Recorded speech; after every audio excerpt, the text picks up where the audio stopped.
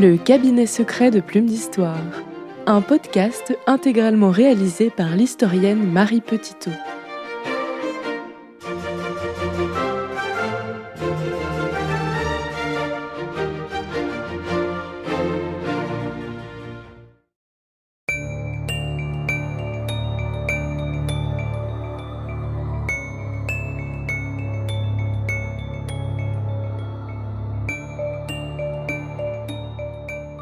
« 18 août 1634.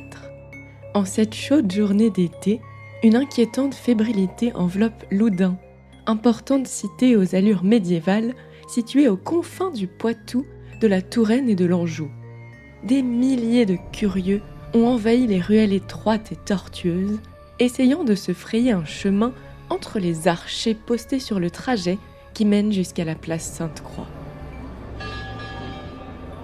Les plus chanceux s'installent sur les estrades en amphithéâtre dressé spécialement pour admirer le supplice du condamné. Les autres se rassemblent sous les arcades qui ceinturent la place, sur les balcons et sur le seuil des maisons basses. Ils se perchent sur les toits, se penchent par-dessus les fenêtres étroites. Frémissant d'une cruelle impatience à l'idée du lugubre spectacle qui s'annonce, chacun a les yeux rivés sur le côté gauche de l'église. Là, au milieu d'un amas de fagots, bûches et paille, a été installée une sellette de fer accrochée à un poteau. Le bûcher attend. Voilà la victime qui apparaît, déclenchant des murmures horrifiés de la foule. Sous un soleil de plomb, une charrette tirée par des mules dévoile ce qui ressemble à un être humain. Un corps disloqué par la torture, enveloppé d'une toile inflammable, imbibée de soufre et de camphre. C'est tout ce qui reste du brillant et séduisant Urbain Grandier, curé de l'église Saint-Pierre et chanoine de l'église Sainte-Croix.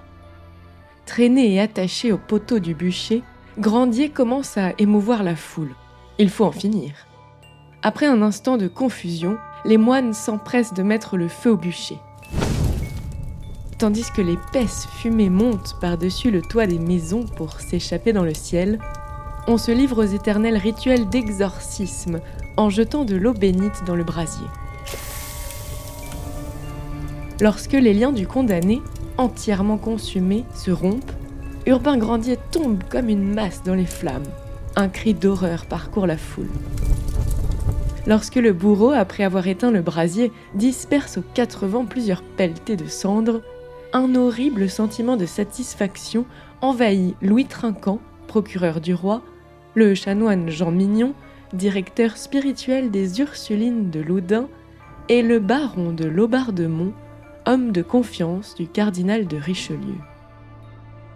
L'affaire des démons de Loudun, l'une des plus fameuses histoires de possession diabolique, a fait couler beaucoup d'encre.